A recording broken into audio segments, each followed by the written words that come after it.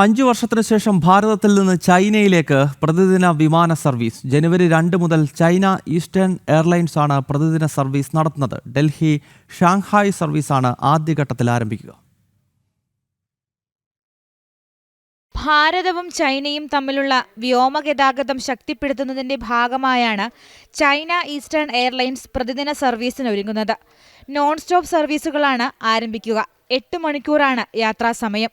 വൈകാതെ കൊൽക്കത്ത കുൻമിംഗ് സർവീസും മുംബൈ ഷാങ്ഹായ് സർവീസും ആരംഭിക്കുമെന്ന് ചൈനീസ് എംബസി വക്താവ് യൂജിങ് അറിയിച്ചു. വിനോദസഞ്ചാര മേഖലയിൽ ഉൾപ്പെടെ വിമാന സർവീസ് ഗുണം ചെയ്യും. ബിസിനസ് യാത്രക്കാർക്കും നിക്ഷേപകർക്കും വ്യാപാരികൾക്കും ഇത് ഉപകാരപ്രദമാകുമെന്നാണ് വിലയിരുത്തൽ. കോവിഡ് മഹാമാരി, ഗാൽവൻ സംഘർഷം എന്നിവയെ തുടർന്നാണ് സർവീസ് താൽക്കാലികമായി നിർത്തിവച്ചത്.